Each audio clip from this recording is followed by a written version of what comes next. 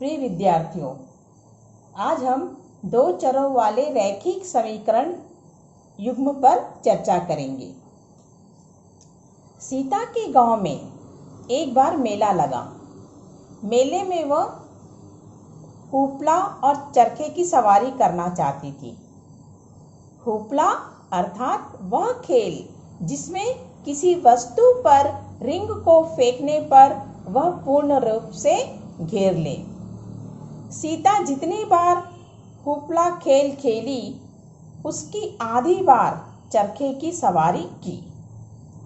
प्रत्येक बार चरखे के लिए 3 रुपए तथा हुपले के लिए 4 रुपए दिए। इस प्रकार कुल 20 रुपये दिए। यह ज्ञात करें कि कितने बार चरखे की सवारी की तथा हुपला खेला। दैनिक जीवन में इस प्रकार के अनेकों प्रश्नों के हल रैखिक समीकरण युग्म के लिए निर्धारित विधि से कर सकते हैं। माना सीता द्वारा सवारी करने की संख्या x, हुपला खेल खेलने की संख्या y मानते हैं। उपरोक्त स्थिति के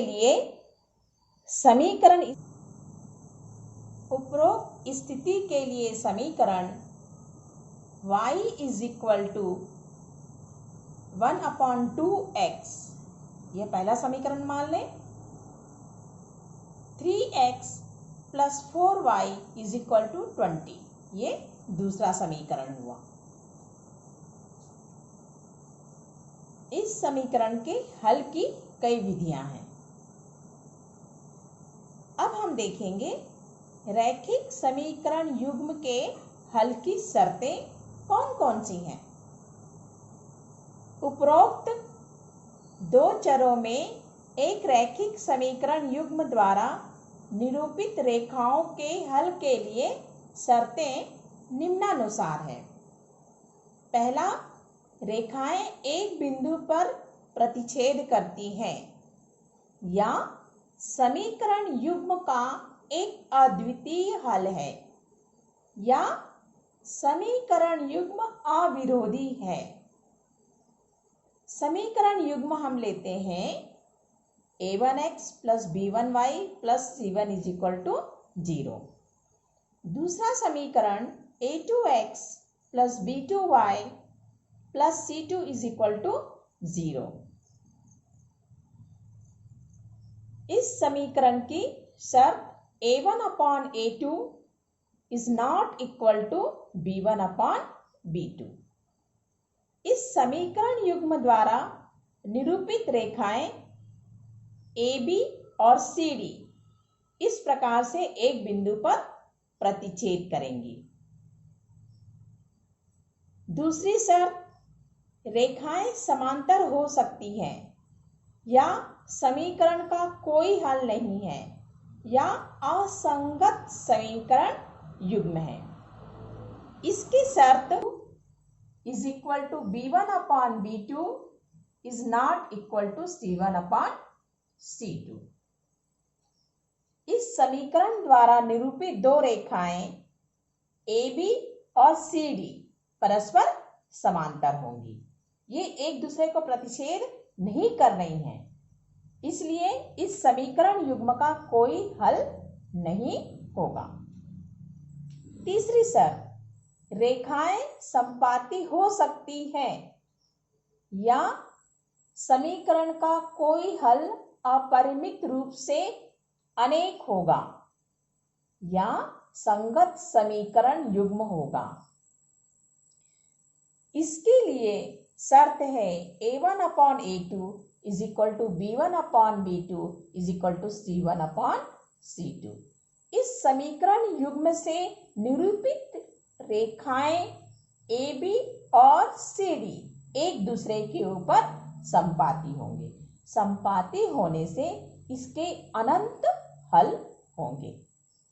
आइए अब हम एक उदाहरण लेते हैं और देखते हैं इस समीकरण युग्म के लिए कौन सी शर्तें लागू होंगी। समीकरण युग्म x - 3y - 3 is equal to 0, इसे पहला समीकरण माने। 3x minus 9y minus 2 is equal to 0।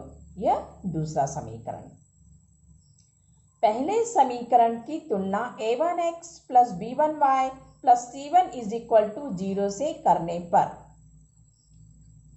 यहां हम देख रहे हैं x का गुणांक 1 अर्थात a1 is equal to 1, y का गुणांक -3, b1 इज इक्वल टू -3, अचर पद -3, c1 इज इक्वल टू -3।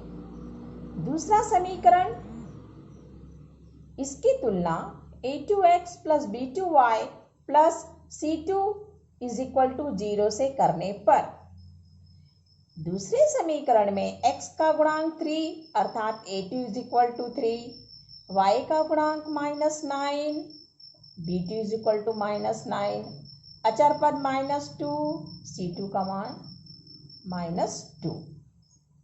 अब a1 upon a2 is equal to a1 की वैल्यू है 1 और a2 की वैल्यू है 3, तो a1 अपॉन a2 का मान आया 1 अपॉन 3। इसी प्रकार b1 upon b2 is equal to b1 की वैल्यू है -3, b2 की वैल्यू है -9, माइनस माइनस कैंसिल, 3 1 कम 3, 3 तिया 9, b1 अपॉन b2 बराबर आ गया 1/3।